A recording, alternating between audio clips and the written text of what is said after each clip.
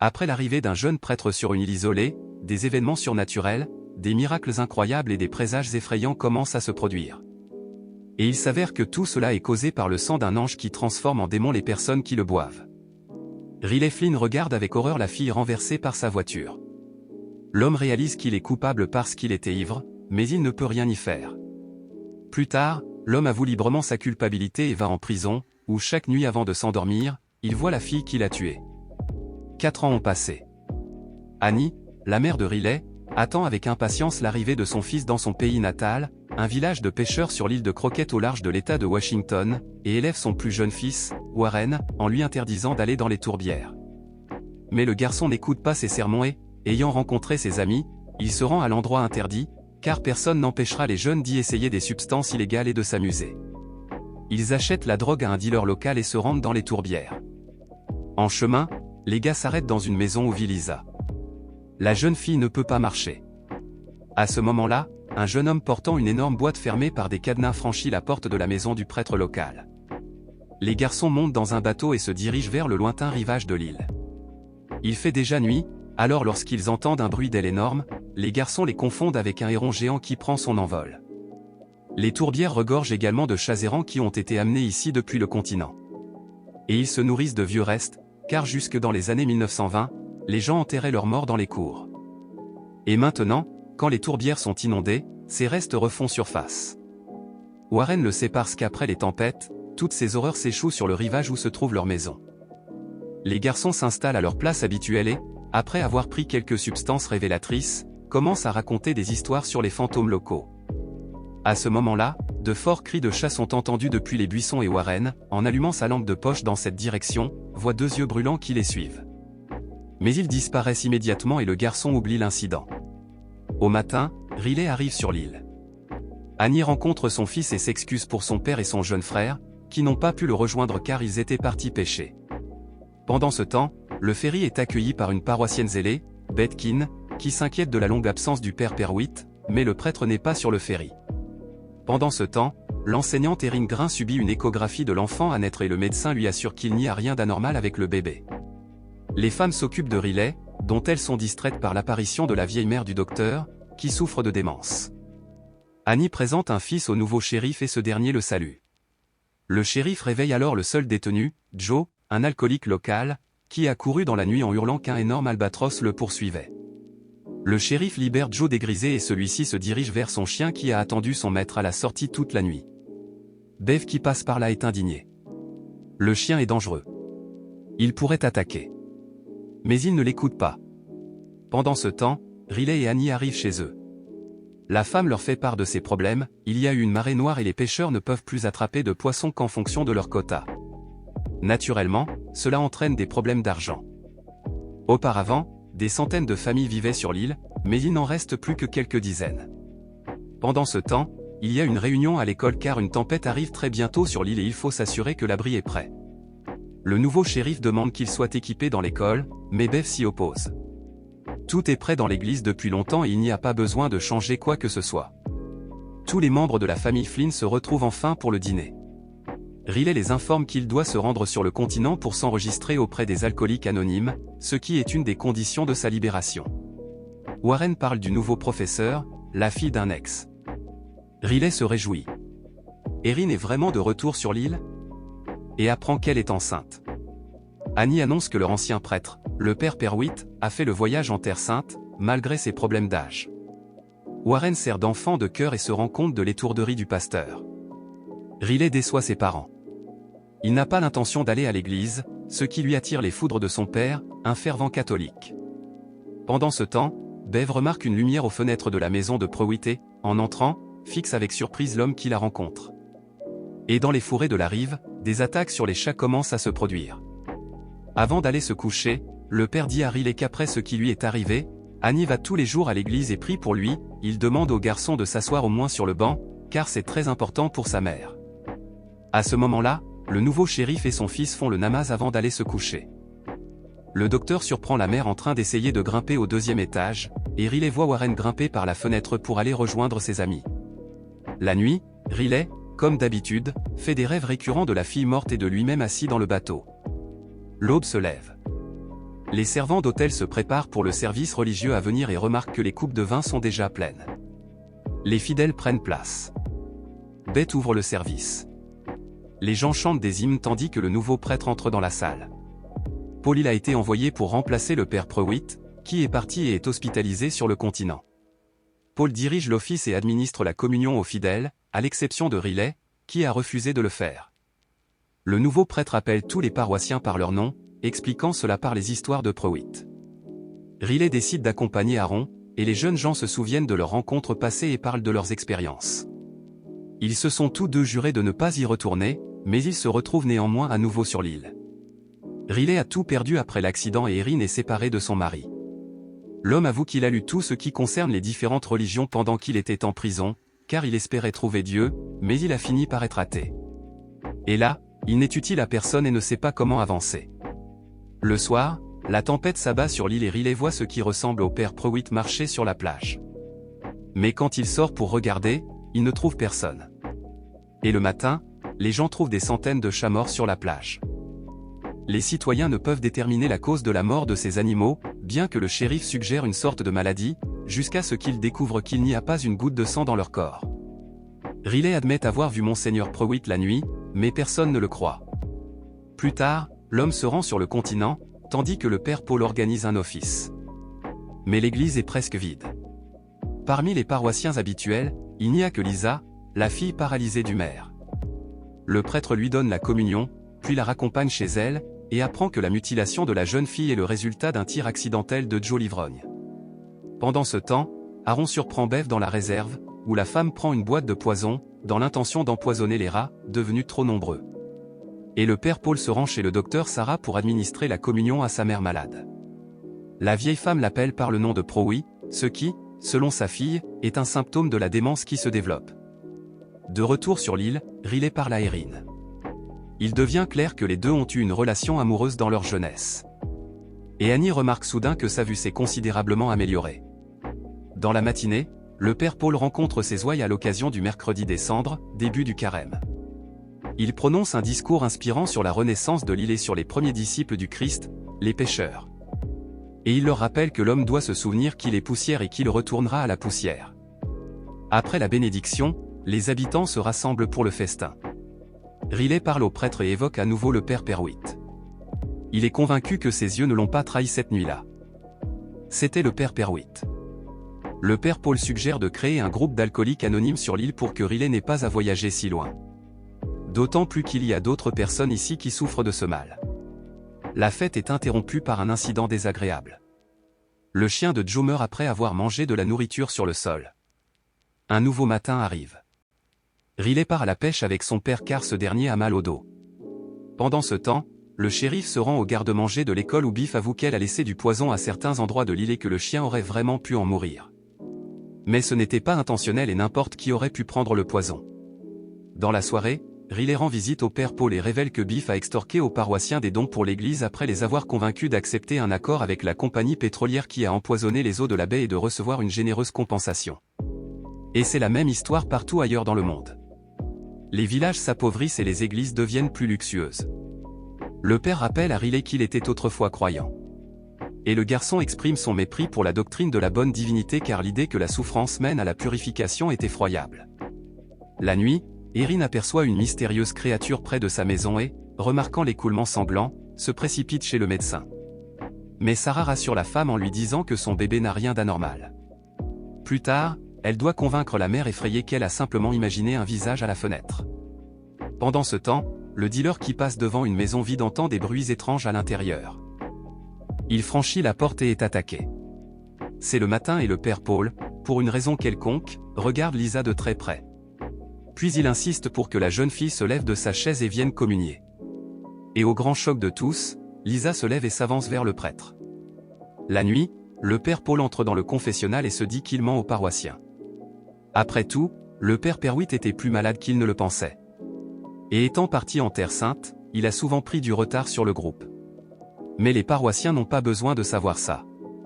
Ils croiront que leur berger est en train de guérir sur le continent et reviendront bientôt sur l'île pour assister aux miracles qui se produisent. Car après la guérison de Lisa, qui est perçue par les habitants comme un miracle, un renouveau religieux commence sur l'île Croquette. Le père Paul accepté tombe lui-même malade et vomit du sang après l'accomplissement, ce dont Beth est témoin. Et puis la femme remarque une coupure de journal avec le portrait du père Perwitt accroché au mur de la maison du prêtre. Le médecin examine Lisa et ne peut comprendre le miracle qui s'est produit. Mais ses parents s'opposent fermement à ce qu'elle soit examinée sur le continent. Et plus tard, la femme retrouve sa mère au 2e étage de la maison, auquel elle est montée toute seule, bien qu'elle ne puisse plus marcher depuis longtemps. Pendant ce temps, les personnes souffrantes commencent à converger vers l'église, ce qui plaît énormément à Beth, mais déplaît au père Paul. Il n'a pas besoin de cette publicité, d'autant que beaucoup, y compris Riley, pensent qu'il s'agit d'une erreur de diagnostic de la part des médecins. Mais le soir même, un miracle se produit chez son père. L'homme cesse soudainement d'avoir mal au dos et invite même sa femme à danser. À ce moment-là, Lisa convoque Warren et le couple s'enfuit pour s'amuser, et Riley va rejoindre Erin. De plus en plus de paroissiens viennent à la messe du matin. Et un jour, Warren surprend le père Paul en train de verser une sorte de liquide dans le vin. Et pendant le sermon, le prêtre s'effondre soudainement sans aucune sensation. L'histoire se déplace au moment de la confession du père Paul, dans laquelle il raconte la véritable histoire de Monseigneur Perwitt. Après une visite à Jérusalem, près de Damas, il est pris dans une tempête de sable et se réfugie dans des ruines antiques. C'est là que le père Paul reprend ses esprits. Il est examiné par Sarah, bien que l'homme soit contre toute intervention. Pendant ce temps, le shérif découvre une Bible en possession de son fils Ali. Lisa rend visite à Joe et lui confie qu'elle l'a détesté pendant des années pour lui avoir volé son avenir, mais qu'elle finit par lui pardonner. Le même jour, lors de l'assemblée de l'école, le shérif tente en vain de convaincre Beth d'arrêter de distribuer les Bibles aux élèves de l'école publique. Plus tard, Erin avoue qu'elle est intimidée par la confiance de Beth en son bon droit, et Riley lui fait part de la mission du père Paul consistant à écrire des lettres de pénitence à ses proches. Le même soir, la mère de Sarah se met à parler de façon plus sensée, à la grande surprise du médecin. Touché par le pardon de Liz, Joe décide d'assister à la réunion des alcooliques anonymes avec Riley et le père Paul car il a l'intention de changer de vie. Les hommes rentrent chez eux et Joe confie qu'il a récemment enterré sa sœur sur le continent. Le soir même, Ali demande à son père la permission d'assister à la messe. Le gamin s'intéresse à tout ce qui se passe dans l'église. Mais le shérif s'y oppose. Ils sont musulmans. Ali lui rappelle que c'est la décision de son père, pas la sienne. Mais le père se rappelle comment sa femme mourante a loué Allah jusqu'au tout dernier moment. Le shérif éteint la lumière et saute de la fenêtre parce que derrière elle se trouve un visage pâle, mais l'instant d'après, il n'y a rien. Le shérif éteint la lumière et s'éloigne de la fenêtre parce que derrière elle se trouve un visage pâle, mais l'instant d'après il n'y a rien. L'action se poursuit au moment où Perwitt se réfugie dans la grotte sombre. Il brûle des allumettes, essayant de distinguer la pièce où il est piégé et voit soudain 2 yeux brûlants. Puis il est attaqué par une créature cauchemardesque qui suce son sang et boit son propre sang en retour. Le prêtre conclut qu'il s'agit d'un ange car lorsqu'il se réveille le matin, Perwitt constate qu'il est à nouveau jeune. Il a donc décidé d'emmener son sauveur avec lui et a pris de l'avance, attendant que l'ange le rattrape. Et il avait très peur que l'ange disparaisse. Ici, sur l'île, il l'a caché à tout le monde et a menti aux paroissiens parce qu'il était le père Perwitt. L'instant d'après, le prêtre revient à la vie. Lors d'un contrôle programmé, le médecin informe Erin que son utérus est vide.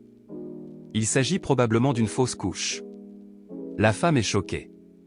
Comment a-t-elle pu ne pas s'en apercevoir à un stade aussi avancé? Pendant ce temps, Bev annule la messe et son assistante remarque l'incroyable ressemblance entre le père Paul et Monseigneur Perwitt. Elle est convaincue du miracle et les autres sont simplement effrayés. Bev entre dans la chambre du prêtre et découvre qu'il ne supporte pas la lumière.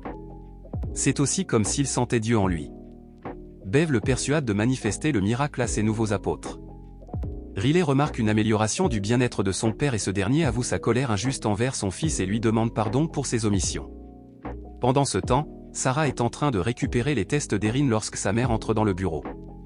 Elle répond aux questions de sa fille avec assurance et semble beaucoup mieux qu'avant. C'est alors que Sarah voit le sang dans le tube à essai commencer à bouillir au soleil et brûler au sol. Pendant ce temps, désemparée, Erin passe la journée avec Riley, pleurant son enfant à naître et discutant de leur enfance. Elle en veut à sa mère, qui était un véritable dictateur et n'a jamais aimé sa fille. Et puis elle a réussi à épouser le double mental de sa mère, dont seule sa grossesse l'a sauvée. Elle a plié bagages et est partie. Puis Riley raconte son rêve. À ce moment-là, le père Paul récite des prières, ce qui le rend malade. Puis il remarque la marque de la croix sur sa main. Il se coupe la main et boit son sang. Joe essaie de se dissuader d'acheter de l'alcool et il y parvient avec beaucoup de difficultés. Le soir, le père Paul organise une communion chez la vieille mère du médecin, Mildred, qui le reconnaît comme Monseigneur Proat. Pendant ce temps, Riley et Erin discutent de leurs idées sur la vie après la mort et des bases de la religion, après quoi ils se sentent mieux. Le même soir, Joe s'arrête chez le père Paul et le voit boire du vin de communion. Joe regarde le portrait de Proïs sur le mur. Le père Paul lui ressemble beaucoup. Le prêtre embrasse Joe, qui s'éloigne, tombe et se casse la tête. En voyant le sang, le prêtre perd la tête et se met à le boire. Au matin, Riley explique que son rêve a changé. Erin y est apparue, et la femme est envoyée sur le continent chez un autre médecin. Pendant ce temps, Bev découvre le cadavre de Joe et le père Paul épuisé. Elle demande à la femme du maire de chanter des hymnes, et elle ordonne elle-même à un couple de paroissiens de se débarrasser du cadavre. Bev pense que les actions du prêtre sont justifiées et que sa résurrection est une préfiguration de la seconde venue du Christ. À ce moment-là, Aaron entend l'avis-expert du médecin qui doute que la grossesse soit réelle. Le soir, le père Paul se sent de nouveau bien. Il organise une réunion des alcooliques anonymes, expliquant l'absence de Joe par son voyage pour voir sa sœur. Mais Riley sait que ce n'est pas vrai et quitte la réunion confus. En rentrant chez lui, il raconte à sa mère les mensonges du prêtre. La nuit, le père Paul reçoit la visite d'Angèle qui commence à remplir le gobelet de son sang, tandis que Riley, déterminé à faire face, retourne au centre de loisirs. Il ouvre les portes et est attaqué par Angèle. Au matin, la mère de Sarah impressionne sa fille par son apparence florissante, et le shérif est approché par la mère du dealer disparu, qui lui demande de retrouver son fils. Pendant ce temps, les paroissiens sont informés que la messe a été reportée à minuit en raison de la maladie du père Paul, et les personnes effrayées voient Mildred, qui est considérablement plus jeune. Erin, préoccupée par la disparition soudaine de Riley, dépose un rapport de personnes disparues auprès du shérif, mais la lettre suggère que Riley pourrait avoir fait une crise de boulimie ou s'être suicidé. Lors de la messe du Vendredi Saint, le père Paul prononce un sermon, truffé de rhétorique militariste, exhortant la congrégation à se préparer à la guerre en tant que soldat de l'armée du Seigneur. Ce sermon bouleverse Mildred, qui interdit à sa fille de continuer à fréquenter l'église. La nuit, Erin reçoit la visite de Riley, qui lui propose de partir en bateau avec lui. La femme accepte, même si elle se doute que quelque chose ne va pas. Après avoir navigué loin de l'île, Riley raconte ce qui lui est arrivé. Après l'attaque d'Angèle, il s'est rapidement rétabli sous les soins du père Paul. Lorsque Riley a essayé de sortir, il a été brûlé et a été forcé de revenir et d'écouter les révélations du père Paul.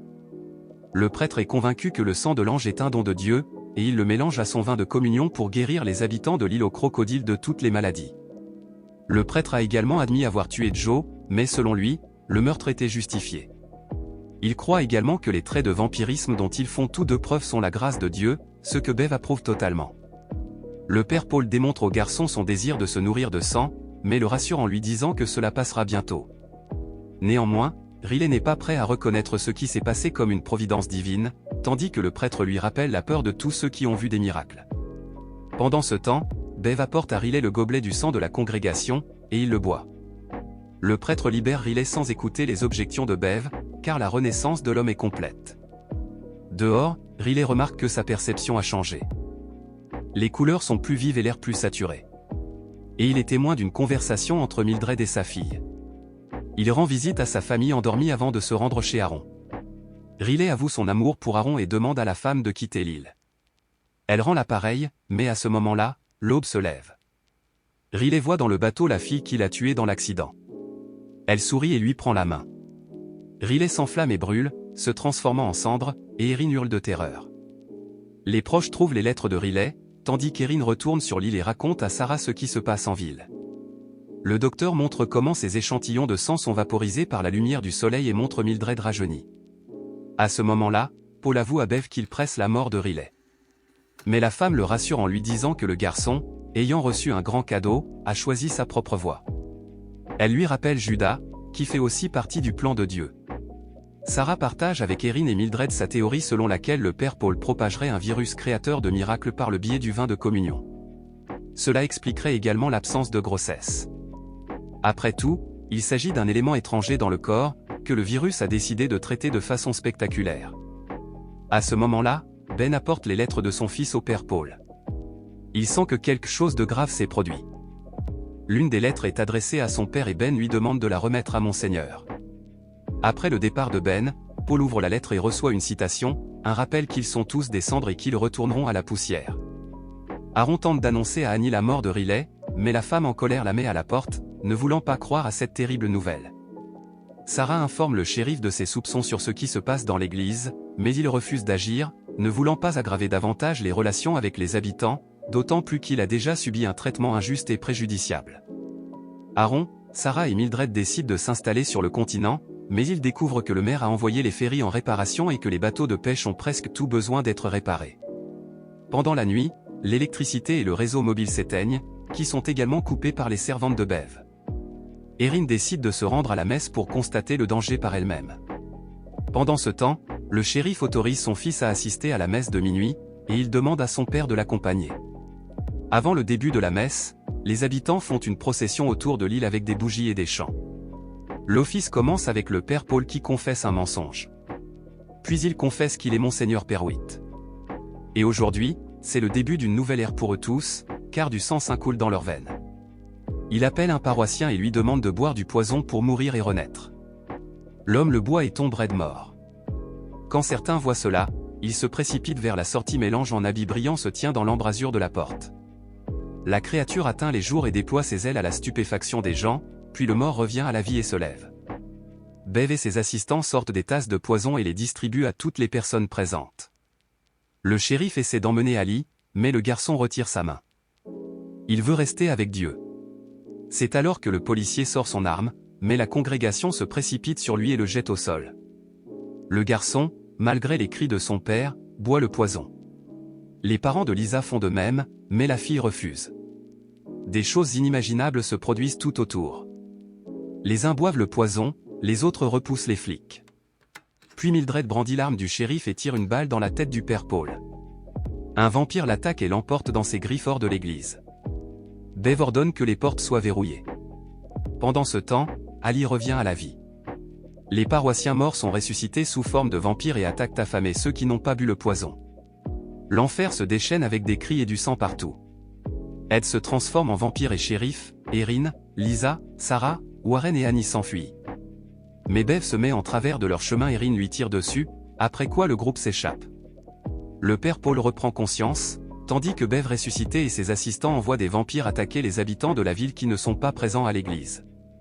Après que les paroissiens transformés en vampires ont quitté l'église, le père Paul est ressuscité, et déçu par l'issue du désordre, il enlève sa robe et reste assis seul sur les marches de l'autel de l'église ensanglanté, regardant Mildred, qui s'est également transformée. Des cris peuvent être entendus dans la ville. Les vampires tuent leurs proches et les convertissent. Pendant ce temps, le groupe de fugitifs se cache dans la maison d'Erin, réfléchissant à un futur plan d'action. Warren se souvient de son canoë, qui est caché à la périphérie de l'île, et Erin comprend que les vampires ont eu besoin des bateaux pour quelque chose, et elle est terrifiée à l'idée que certains monstres puissent atteindre le continent. Soudain, une bouteille en feu passe par la fenêtre et met le feu à la maison. C'est Bev. Elle veut régler son compte à Erin qui l'a abattue. Pour permettre au groupe de s'échapper, Annie distrait les agresseurs en exposant les motivations de Bev. Elle est simplement jalouse que Dieu aime tout le monde sans la distinguer. Bev, qui est toujours si juste et si bonne, doit être furieuse. Puis Annie se suicide en séduisant les vampires avec son sang. Pendant ce temps, John Prewitt se souvient de sa liaison avec Mildred, qui a donné naissance à Sarah, contrainte de vivre avec son faux-père, de telles circonstances étant inacceptables pour le pasteur. Le prêtre avoue que la raison principale pour laquelle il a fait venir Angèle sur l'île était son désir de guérir Mildred et de vivre en paix avec elle et sa fille comme une famille à part entière. Les survivants décident de se séparer. Les adultes partent brûler les bateaux préparés par les vampires pour partir sur le continent propager le vampirisme, tandis que Lisa et Warren fuient vers les tourbières où est entreposé le canoë du plus jeune Flynn. En chemin, ils rencontrent plus d'une fois d'autres vampires qui s'attaquent à des innocents qui n'ont pas assisté à la messe de minuit. Ivre de sang, Bev propose de ne pas éteindre la maison, mais plutôt de brûler tous les bâtiments de l'île, suivant l'histoire biblique de la fin du monde et de l'arche, qui sera le bâtiment du centre de réhabilitation. Elle et son assistant vont brûler la ville, ignorant que certains convertis qui n'ont pas perdu la raison et la morale refusent de tuer. Parmi eux, les parents de Riley, qui se retrouvent au milieu de la nuit. Le shérif, Erin et Sarah mettent entre-temps le feu au bateau, et Lisa et Warren se cachent dans une maison abandonnée, ignorant qu'ils sont entrés dans l'antre de la bête. La jeune fille allume une allumette et voit l'ange boire le sang de l'homme traîné dans la maison. Lisa tire sur le monstre, mais celui-ci est tellement absorbé par ce qu'il fait qu'il ne les remarque même pas. Puis, Lisa asperge la pièce d'essence et, en sortant, elle met le feu à la maison, mais l'ange se libère et s'envole dans la nuit. À ce moment-là, Bev a déjà préparé un centre pour que les convertis puissent attendre l'aube et les appels au son d'une cloche. Elle cite des déclarations sur l'arche, mais Pruitt abandonne son idée et ne veut pas être le chef des convertis. Bev rapporte que les bateaux sont brûlés, tandis que Lisa et Warren disent mentalement au revoir à leur famille et montent dans leur canoë. Bev prend le commandement et jette le converti athée hors de l'arche, se moquant de son désir de se sauver avec les croyants. Monseigneur, de son côté, invite l'homme à rester dans l'église, car Dieu aime tout le monde, quelles que soient leurs opinions, car tout le monde est digne du salut. Mais une fois à l'intérieur de l'église, j'envoie Sarah, qui va tout brûler avec du kérosène et un briquet. Il lui avoue qu'il est son père et regrette de ne pas avoir pu mieux la connaître. Mais à ce moment-là, un des sous-fifres de Beth tire sur Sarah. Enragé, Pruitt l'attaque, voulant le tuer, mais s'arrête à temps, se rappelant qui il était où il est. John tente de sauver Sarah et lui fait boire son sang pour la transformer en vampire, mais elle le recrache, voulant mourir humaine. John et Mildred pleurent la mort de leur fille. Ils prennent son corps, brûlent l'église et partent pour le pont près de la rivière, un endroit mémorable où Sarah jouait souvent quand elle était enfant. Pendant ce temps, les murs du centre de réhabilitation sont aspergés de kérosène par le shérif survivant. Bev se moque de la religion du shérif et lui tire dessus. Et Erin sort du bâtiment, répandant du kérosène à l'intérieur, mais elle est ramassée par un vampire volant, qui la prend à part et lui ronge le cou. Mais Ali ramasse alors le briquet et le jette dans le bâtiment. Bev tire à nouveau sur le shérif, mais son fils se précipite sur l'homme et l'emmène.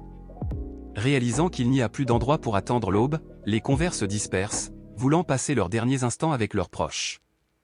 En mourant lentement, Eren déchire les ailes du vampire suceur de sang avec un couteau, après quoi le vampire lutte pour s'élever dans les airs. Il est repéré par Lisa et Warren, qui surveillent la côte depuis le bateau, et ils notent la lenteur du monstre et le fait qu'il est peu probable qu'il atteigne le continent avant l'aube. Eren meurt en regardant les étoiles et en se souvenant de Riley. Bev part à la rencontre du don sur la plage. Le shérif blessé et son fils se rendent également sur le rivage, où ils commencent à prier ensemble, adhérant à leur religion indigène. Monseigneur Pruitt et Mildred sont assis sur le pont, tenant le corps de Sarah. Le père renonce à l'église et supplie sa bien-aimée de lui pardonner. Enfin, l'aube se lève. Ali brûle au soleil, assis près du cadavre de son père. Désespéré, Beth tente de creuser un abri dans le sable et s'enflamme, hystérique. Les parents de Riley, dans une foule de personnes converties de la même façon, saluent l'aube en chantant des hymnes à la louange du Seigneur. Tous les habitants de l'île brûlent, tandis que Pruitt et Mildred s'embrassent contre le soleil levant.